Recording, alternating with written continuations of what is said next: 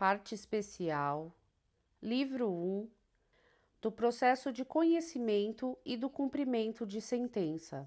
Título 1, do procedimento comum. Capítulo 1, disposições gerais. Artigo 318. Aplica-se a todas as causas o procedimento comum, salvo disposição em contrário deste Código ou de lei. Parágrafo único. O procedimento comum aplica-se subsidiariamente aos demais procedimentos especiais e ao processo de execução. Capítulo 2. Da petição inicial. Seção 1. Dos requisitos da petição inicial. Artigo 319. A petição inicial indicará: inciso 1º, o juízo a que é dirigida. Inciso 2º, os nomes, os prenomes, o estado civil, a existência de união estável, a profissão, o número de inscrição no cadastro de pessoas físicas ou no Cadastro Nacional de Pessoa Jurídica, o endereço eletrônico, o domicílio e a residência do autor e do réu. Inciso 3º. O fato e os fundamentos jurídicos do pedido. Inciso 4º. O pedido com as suas especificações. Inciso 5º. O valor da causa. Inciso 6º. As provas com que o autor pretende demonstrar a verdade dos fatos alegados. Inciso 7º. A opção do autor pela realização ou não de audiência de conciliação ou de mediação. Parágrafo 1º. Caso não disponha das informações previstas no inciso 2º, poderá o autor, na petição inicial, requerer ao juiz diligências necessárias à sua obtenção. Inciso 2º. A petição inicial não será indeferida se, a despeito da falta de informações a que se refere o inciso 2º, for possível a citação do réu. Inciso 3º. A petição inicial não será indeferida pelo não atendimento ao disposto no inciso 2º deste artigo, se a obtenção de tais informações tornar impossível ou excessivamente oneroso o acesso à justiça. Artigo 320. A petição inicial será instruída com os documentos indispensáveis à propositura da ação. Artigo 321. O juiz, ao verificar que a petição inicial não preenche os requisitos do artigo 319 e 320, ou que apresente defeitos e irregularidades capazes de dificultar o julgamento de mérito, determinará que o autor, no prazo de 15 dias, a emende ou a complete, indicando com precisão o que deve ser corrigido ou completado. Parágrafo único. Se o autor não cumprir a diligência, o juiz indeferirá a petição inicial. Seção 2. Do pedido. Artigo 322. O pedido deve ser certo. Parágrafo 1º. Compreendem-se no principal os juros legais, a correção monetária e as verbas de sucumbência, inclusive os honorários advocatícios. Inciso 2º. A interpretação do pedido considerará o conjunto da postulação e observará o princípio da boa-fé. Artigo 323.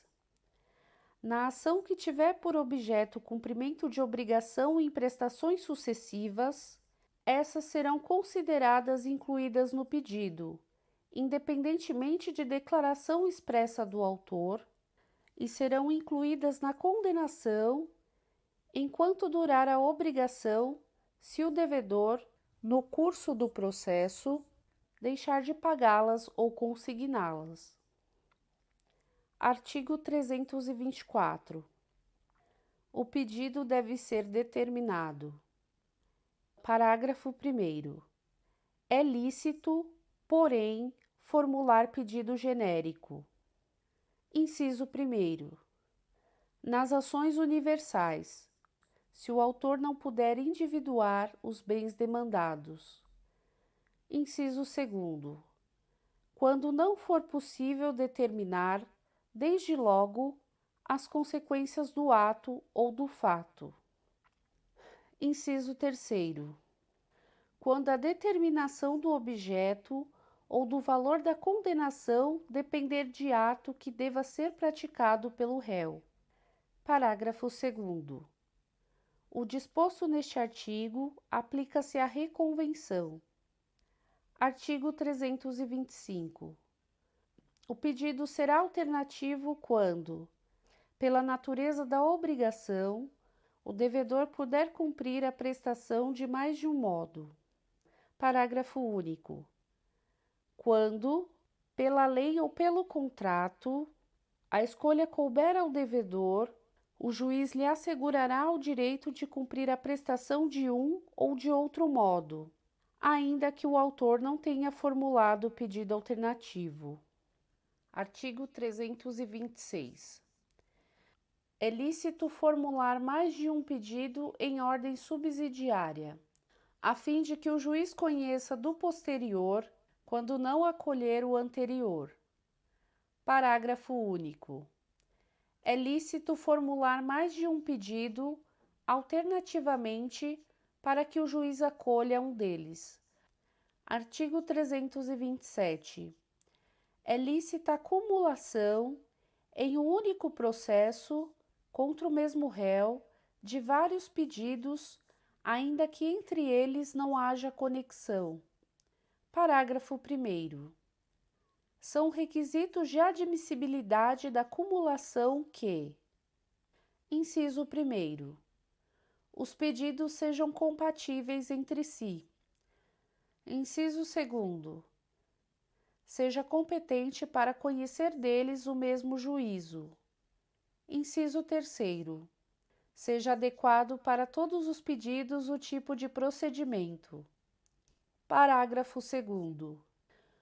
Quando, para cada pedido, corresponder tipo diverso de procedimento, será admitida a cumulação se o autor empregar o procedimento comum, sem prejuízo do emprego das técnicas processuais diferenciadas previstas nos procedimentos especiais a que se sujeitam um ou mais pedidos cumulados, que não forem incompatíveis com as disposições sobre o procedimento comum. Parágrafo 3º. O inciso 1º do parágrafo 1º não se aplica às cumulações de pedidos de que trata o artigo 326. Artigo 328. Na obrigação indivisível com pluralidade de credores, aquele que não participou do processo receberá sua parte, deduzidas as despesas na proporção de seu crédito. Artigo 329. O autor poderá: Inciso 1º. Até a citação, aditar ou alterar o pedido e a causa de pedir, independentemente de consentimento do réu. Inciso 2º. Até o saneamento do processo, aditar ou alterar o pedido e a causa de pedir, com consentimento do réu, assegurado contraditório mediante a possibilidade de manifestação deste no prazo mínimo de 15 dias. Facultado o requerimento de prova suplementar. Parágrafo único. Aplica-se o disposto neste artigo à reconvenção, a respectiva causa de pedir. Seção 3. Do indeferimento da petição inicial. Artigo 330. A petição inicial será indeferida quando: Inciso 1º. For inepta. Inciso 2º. A parte for manifestamente legítima. Inciso 3º. o autor carecer de interesse processual. Inciso 4º. Não atendidas as prescrições dos artigos 106 e 321.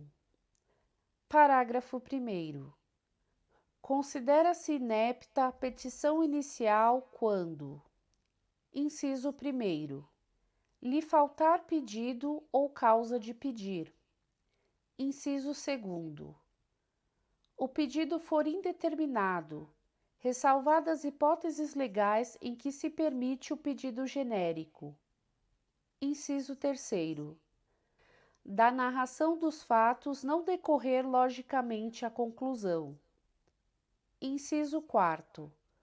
Contiver pedidos incompatíveis entre si. Parágrafo 2º.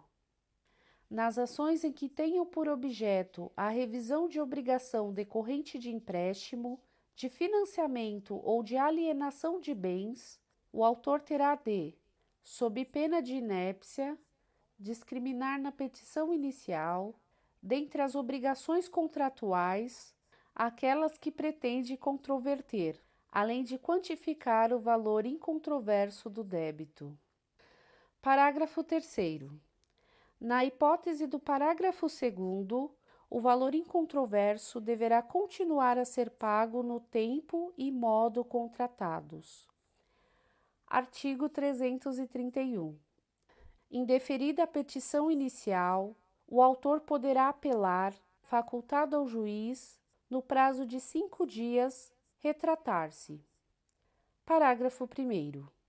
Se não houver retratação, o juiz mandará citar o réu para responder ao recurso. Parágrafo 2º. Sendo a sentença reformada pelo tribunal, o prazo para contestação começará a correr da intimação do retorno dos autos, observado o disposto no artigo 334. Parágrafo 3º. Não interposta apelação, o réu será intimado do trânsito em julgado da sentença. Capítulo 3. Da improcedência liminar do pedido. Artigo 332. Nas causas que dispensem a fase instrutória, o juiz, independentemente da citação do réu, julgará liminarmente improcedente o pedido que contrariar. Inciso 1º. Enunciado de súmula do Supremo Tribunal Federal ou do Superior Tribunal de Justiça. Inciso 2º.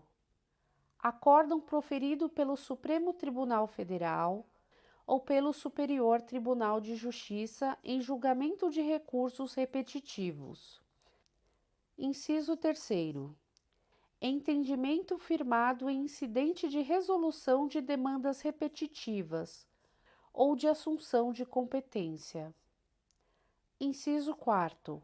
Enunciado de súmula de Tribunal de Justiça sob direito local. Parágrafo 1º.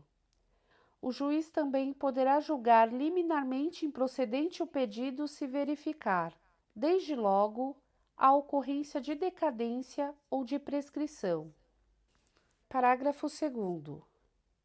Não interposta apelação, o réu será intimado do trânsito em julgado da sentença, nos termos do artigo 241. Parágrafo 3º. Interposta apelação, o juiz poderá retratar-se em 5 dias. Parágrafo 4º. Se houver retratação, o juiz determinará o prosseguimento do processo, com a citação do réu e, se não houver retratação, determinará a citação do réu para apresentar contrarrazões, no prazo de 15 dias. Capítulo 5. Da audiência de conciliação ou de mediação. Artigo 334. Se a petição inicial preencher os requisitos essenciais e não for o caso de improcedência liminar do pedido, o juiz designará audiência de conciliação ou de mediação com antecedência mínima de 30 dias. devendo ser citado o réu com pelo menos 20 dias de antecedência. Parágrafo 1º. O conciliador ou mediador, onde houver, atuará necessariamente na audiência de conciliação ou de mediação, observando o disposto neste Código, bem como as disposições da Lei de Organização Judiciária. Parágrafo 2º. Poderá haver mais de uma sessão destinada à conciliação e à mediação, não podendo exceder a 2 meses da data de realização da primeira sessão, desde que necessárias à composição das partes. Parágrafo 3º. A intimação do autor para a audiência será feita na pessoa de seu advogado. Parágrafo 4º. A audiência não será realizada, inciso 1º, se ambas as partes manifestarem expressamente desinteresse na composição consensual. Inciso 2º, quando não se admitir a autocomposição. Parágrafo 5º.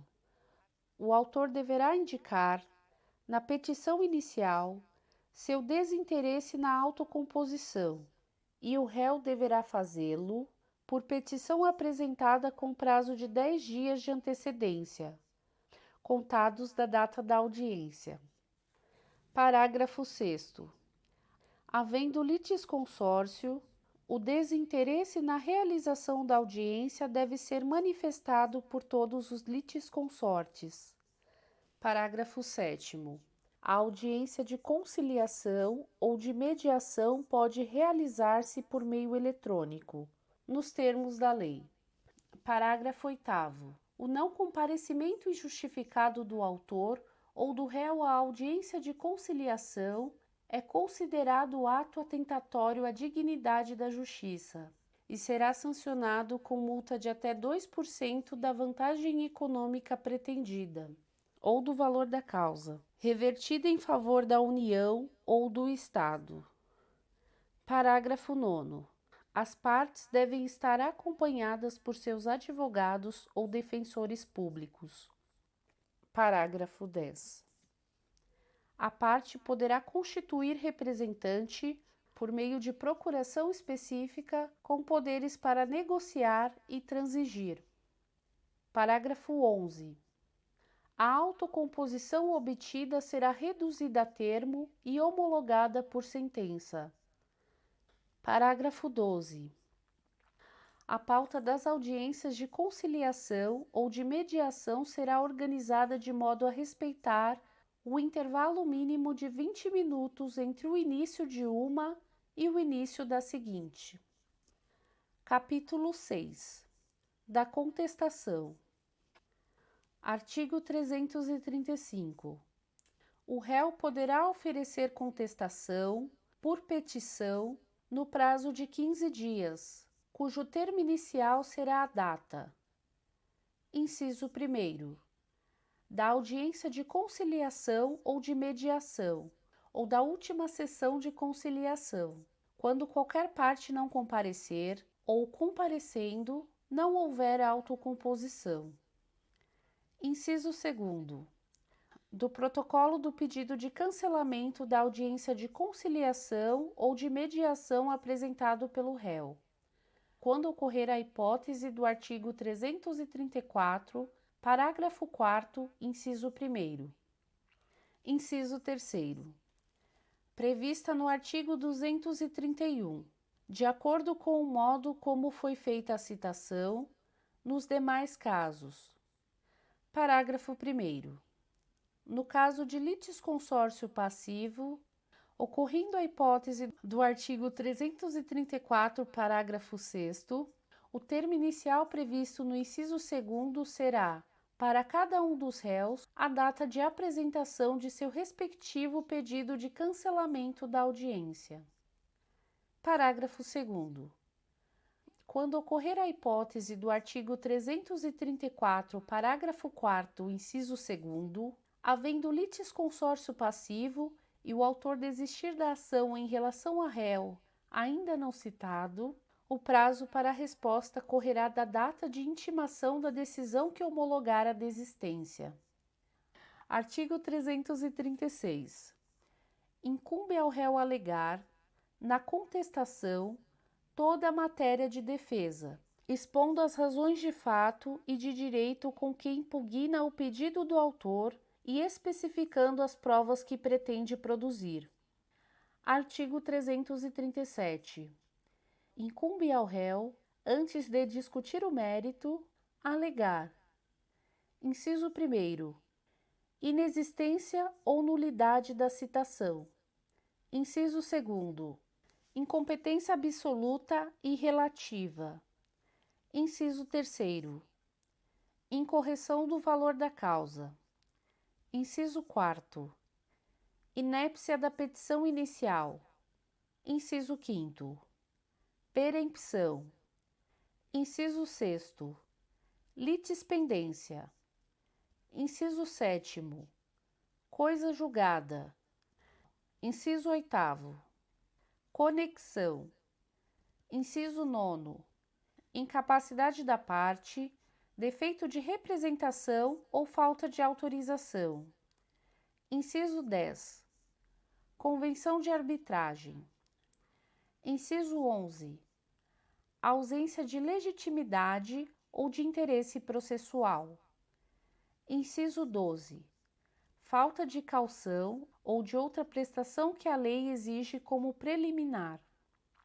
Inciso 13, devida concessão do benefício de gratuidade de justiça. Parágrafo 1º. Verifica-se a litispendência ou a coisa julgada quando se reproduz ação anteriormente ajuizada. Parágrafo 2º. Uma ação é idêntica a outra quando possui as mesmas partes, a mesma causa de pedir e o mesmo pedido. Parágrafo 3º. A litispendência quando se repete a ação que está em curso. Parágrafo 4º. A coisa julgada quando se repete a ação que já foi decidida por decisão transitada em julgado. Parágrafo 5º. Excetuada a convenção de arbitragem e a incompetência relativa, o juiz conhecerá de ofício das matérias enumeradas neste artigo. Parágrafo 6º. A ausência de alegação da existência de convenção de arbitragem, na forma prevista neste capítulo, implica aceitação da jurisdição estatal e renúncia ao juízo arbitral. Artigo 338. Alegando o réu, na contestação, ser parte legítima ou não ser o responsável pelo prejuízo invocado, o juiz facultará ao autor, em 15 dias, a alteração da petição inicial para substituição do réu.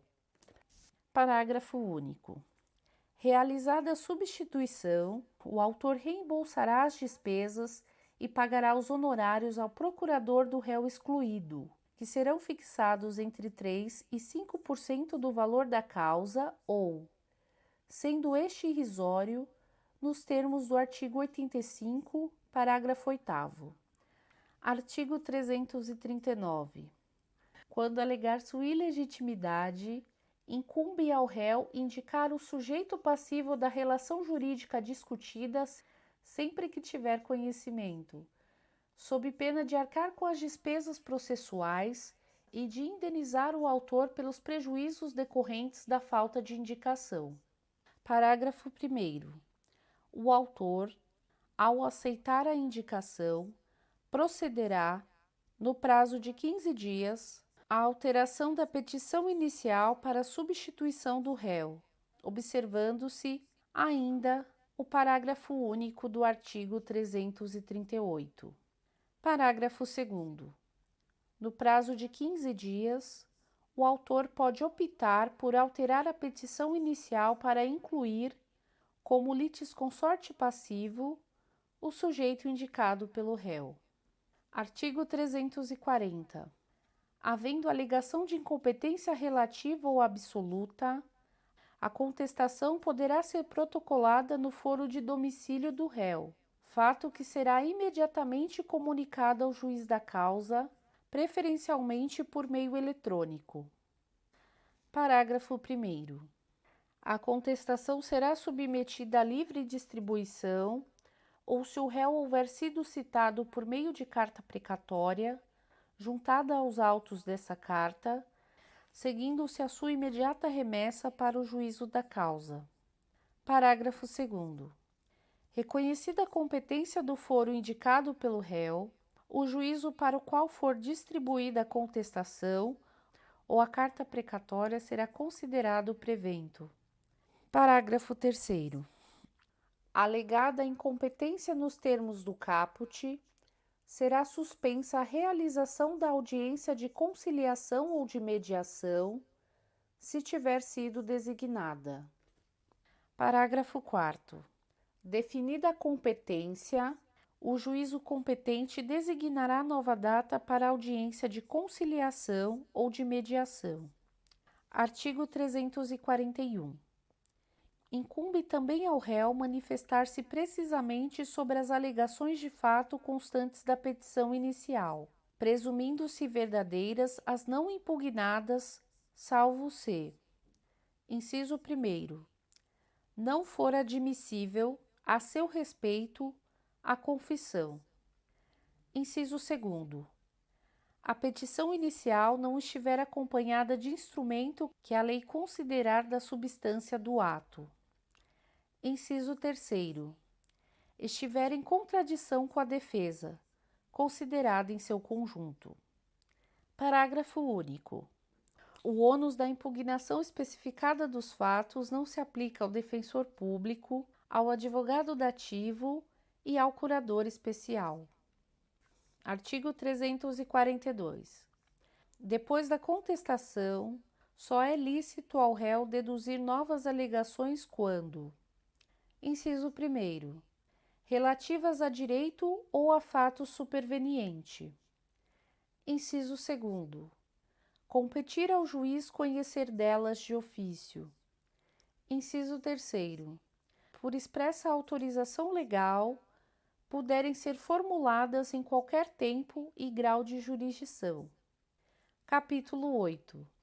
Da reconvenção. Artigo 343. Na contestação, é lícito ao réu propor reconvenção para manifestar pretensão própria, conexa com a ação principal ou com o fundamento da defesa. Parágrafo 1º. Proposta a reconvenção, o autor será intimado, na pessoa de seu advogado, para apresentar resposta no prazo de 15 dias. Parágrafo 2º. A desistência da ação ou a ocorrência de causa instintiva que impeça o exame de seu mérito não obsta ao prosseguimento do processo quanto à reconvenção. Parágrafo 3º. A reconvenção pode ser proposta contra o autor e terceiro. Parágrafo 4º. A reconvenção pode ser proposta pelo réu em litisconsórcio com terceiro. Parágrafo 5º. Se o autor for substituto processual, o reconvinte deverá afirmar ser titular de direito em face do substituído, e a reconvenção deverá ser proposta em face do autor, também na qualidade de substituto processual. Parágrafo 6º. O réu pode propor reconvenção independentemente de oferecer contestação. Capítulo 8. Da revelia. Artigo 344. Se o réu não contestar a ação, será considerado revel e presumir-se-ão verdadeiras as alegações de fato formuladas pelo autor. Artigo 345. A revelia não produz o efeito mencionado no artigo 344-C. Inciso 1º. Havendo pluralidade de réus, algum deles contestar a ação. Inciso 2º. O litígio versar sobre direitos indisponíveis. Inciso 3º. a petição inicial não estiver acompanhada de instrumento que a lei considere indispensável à prova do ato. Inciso 4º. As alegações de fato formuladas pelo autor forem inverossímeis ou estiverem em contradição com prova constante dos autos. Artigo 346. Os prazos contra o réu que não tenha patrono nos autos fluirão da data de publicação do ato decisório no órgão oficial. Parágrafo único. O réu poderá intervir no processo em qualquer fase, recebendo-o no estado em que se encontrar. Capítulo 9. Das providências preliminares e do saneamento. Artigo 347. Fim do prazo para contestação, o juiz tomará, conforme o caso, as providências preliminares constantes das seções deste capítulo. Seção 1. Da não incidência dos efeitos da revelia. Artigo 348. Se o réu não contestar a ação, o juiz, verificando a inocorrência do efeito da revelia previsto no artigo 344, ordenará que o autor especifique as provas que pretenda produzir, se ainda não as tiver indicado. Artigo 349. Ao réu será lícita a produção de provas contrapostas às alegações do autor, desde que se faça representar nos autos a tempo de praticar os atos processuais indispensáveis a essa produção. Seção 2. Do fato impeditivo, modificativo ou extintivo do direito do autor. Artigo 350.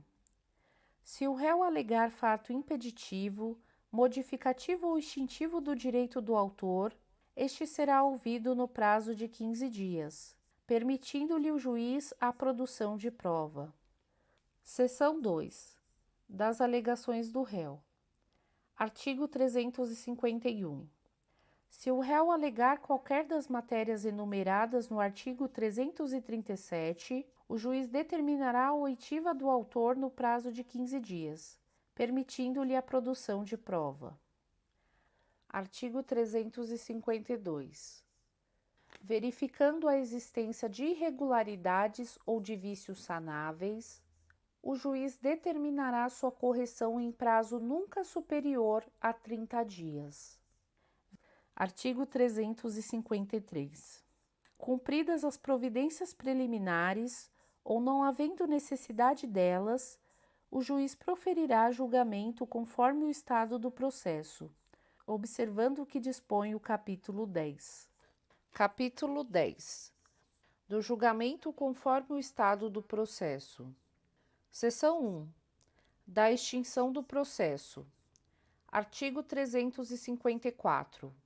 Ocorrendo qualquer das hipóteses previstas nos artigos 485 e 487, inciso 2º e 3º, o juiz proferirá a sentença. Parágrafo único. A decisão a que se refere o caput pode dizer respeito a apenas parcela do processo, caso em que será impugnável por agravo de instrumento. Seção 2. Do julgamento antecipado do mérito. Artigo 355. O juiz julgará antecipadamente o pedido, proferindo sentença com resolução de mérito, quando: inciso 1º. Não houver necessidade de produção de outras provas. Inciso 2º. O réu for revel, ocorrer o efeito previsto no artigo 344 e não houver requerimento de prova, na forma do artigo 349. Seção 3. Do julgamento antecipado parcial do mérito. Artigo 356. O juiz decidirá parcialmente o mérito quando um ou mais dos pedidos formulados ou parcela deles: inciso 1º. Mostrar-se incontroverso. Inciso 2º. estiver em condições de imediato julgamento, nos termos do artigo 355. Parágrafo 1º. A decisão que julgar parcialmente o mérito poderá reconhecer a existência de obrigação líquida ou ilíquida. Parágrafo 2º. A parte poderá liquidar ou executar, desde logo, a obrigação reconhecida na decisão que julgar parcialmente o mérito, independentemente de caução, ainda que haja recurso contra essa interposto. Parágrafo 3º. Na hipótese do parágrafo 2º, se houver trânsito em julgado da decisão, a execução será definitiva. Parágrafo 4º. A liquidação e o cumprimento da decisão que julgar parcialmente o mérito poderão ser processados em autos suplementares, a requerimento da parte ou a critério do juiz. Parágrafo 5º. A decisão proferida com base neste artigo é impugnável por agravo de instrumento. Seção 4. Do saneamento e da organização do processo. Artigo 357. Não ocorrendo nenhuma das hipóteses deste capítulo, deverá o juiz, em decisão de saneamento e de organização do processo, inciso 1º, resolver as questões processuais pendentes, se houver. Inciso 2º, delimitar as questões de fato sobre as quais recairá a atividade probatória, especificando os meios de prova admitidos. Inciso 3º, definir a distribuição do ônus da prova, observado o artigo 373. Inciso 4º, delimitar as questões de direito relevantes para a decisão do mérito. Inciso 5º, designar, se necessário, audiência de instrução e julgamento. Parágrafo 1º. Realizado o saneamento, as partes têm o direito de pedir esclarecimentos ou solicitar ajustes, no prazo comum de 5 dias, fim do qual a decisão se torna estável. Parágrafo 2º. As partes podem apresentar ao juiz, para homologação, delimitação consensual das questões de fato e de direito a que se referem os incisos 2º e 4º, a qual, se homologada, vincula as partes e o juiz. Parágrafo 3º. Se a causa apresentar complexidade em matéria de fato ou de direito, deverá o juiz designar audiência para que o saneamento seja feito em cooperação com as partes, oportunidade em que o juiz, se for o caso, convidará as partes a integrar ou esclarecer suas alegações. Parágrafo 4º. Caso tenha sido determinada a produção de prova testemunhal, o juiz fixará prazo comum não superior a 15 dias, para que as partes apresentem rol de testemunhas. Parágrafo 5º. Na hipótese do parágrafo 3º, as partes devem levar, para a audiência prevista, o respectivo rol de testemunhas. Parágrafo 6º. O número de testemunhas arroladas não pode ser superior a 10, sendo 3, no máximo, para a prova de cada fato. Parágrafo 7º. O juiz poderá limitar o número de testemunhas, levando em conta a complexidade da causa e dos fatos individualmente considerados. Parágrafo 8º. Caso tenha sido determinada a produção de prova pericial, o juiz deve observar o disposto no artigo 465 e, se possível, estabelecer, desde logo, calendário para sua realização. Parágrafo 9º. As pautas deverão ser preparadas com intervalo mínimo de 1 hora entre as audiências. Capítulo 11. Da audiência de instrução e julgamento. Artigo 358. No dia e na hora designados, o juiz declarará aberta a audiência de instrução e julgamento, e mandará apregoar as partes e os respectivos advogados, bem como outras pessoas que dela devam participar. Artigo 359. Instalada a audiência, o juiz tentará conciliar as partes, independentemente do emprego anterior de outros métodos de solução consensual de conflitos, como a mediação e a arbitragem.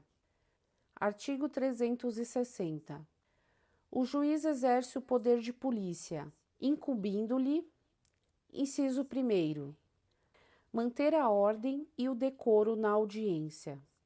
Inciso 2º, ordenar que se retirem da sala de audiência os que se comportarem inconvenientemente.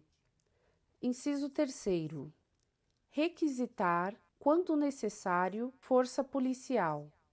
Inciso 4º, tratar com urbanidade as partes, os advogados, os membros do Ministério Público e da Defensoria Pública e qualquer pessoa que participe do processo. Inciso 5º, registrar em ata, com exatidão, todos os requerimentos apresentados em audiência. Artigo 361. As provas orais serão produzidas em audiência, ouvindo-se nesta ordem, preferencialmente. Inciso 1º. O perito e os assistentes técnicos, que responderão aos quesitos de esclarecimentos requeridos no prazo e na forma do artigo 477, caso não respondidos anteriormente por escrito. Inciso 2º. O autor e, em seguida, o réu, que prestarão depoimentos pessoais. Inciso 3º. As testemunhas arroladas pelo autor e pelo réu, que serão inquiridas. Parágrafo único. Enquanto depuserem o perito, os assistentes técnicos, as partes e as testemunhas, não poderão os advogados e o Ministério Público intervir ou apartear sem licença do juiz. Artigo 362. A audiência poderá ser adiada, inciso 1º, por convenção das partes. Inciso 2º. Se não puder comparecer, por motivo justificado, qualquer pessoa que dela deva necessariamente participar. Inciso 3º. Por atraso injustificado de seu início em tempo superior a 30 minutos do horário marcado. Parágrafo 1º. O impedimento deverá ser comprovado até a abertura da audiência e, não sendo, o juiz procederá à instrução. Parágrafo 2º. O juiz poderá dispensar a produção das provas requeridas pela parte cujo advogado ou defensor público não tenha comparecido à audiência, aplicando-se a mesma regra ao Ministério Público. Parágrafo 3º. Quem der causa ao adiamento responderá pelas despesas acrescidas. Artigo 363. Havendo antecipação ou adiantamento da audiência, o juiz, de ofício ou a requerimento da parte, determinará a intimação dos advogados ou da sociedade de advogados para a ciência da nova designação. Artigo 364.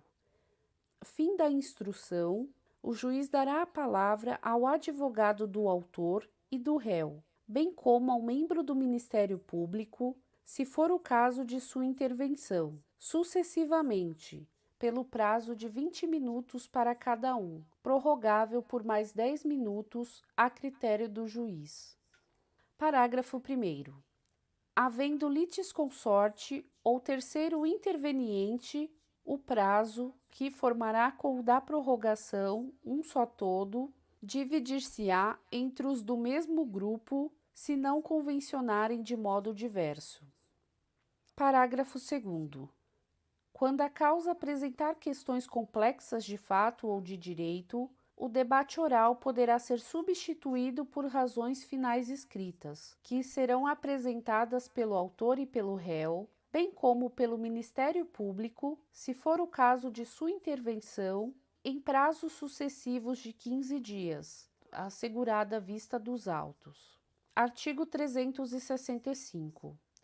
A audiência é una e contínua, podendo ser excepcional e justificadamente cindida na ausência de perito ou de testemunha, desde que haja concordância das partes. Parágrafo único. Diante da impossibilidade de realização da instrução, do debate e do julgamento no mesmo dia, o juiz marcará seu prosseguimento para a data mais próxima possível, em pauta preferencial. Artigo 366. Encerrado o debate ou oferecidas as razões finais, o juiz proferirá sentença em audiência, ou no prazo de 30 dias. Artigo 367. O servidor lavrará, sob ditado do juiz, termo que conterá, em resumo, o ocorrido na audiência, bem como, por extenso, os despachos, as decisões e a sentença, se proferida no ato. Parágrafo 1º. Quando o termo não for registrado em meio eletrônico, o juiz rubricar-lhe-á as folhas, que serão encadernadas em volume próprio. Parágrafo 2º. Subscreverão o termo o juiz, os advogados, o membro do Ministério Público e o escrivão ou chefe de secretaria, dispensadas as partes, exceto quando houver ato de disposição para cuja prática os advogados não tenham poderes. Parágrafo 3º. O escrivão ou chefe de secretaria trasladará para os autos cópia autenticada do termo de audiência. Parágrafo 4º. Tratando-se de autos eletrônicos, observar-se-á o disposto neste artigo em legislação específica e nas normas internas dos tribunais. Parágrafo 5º. A audiência poderá ser integralmente gravada em imagem e em áudio em meio digital ou analógico, desde que assegure o rápido acesso das partes e dos órgãos julgadores, observada a legislação específica. Parágrafo 6º. A gravação a que se refere o parágrafo 5º também pode ser realizada diretamente por qualquer das partes, independentemente de autorização judicial. Artigo 368. A audiência será pública, ressalvadas as exceções legais.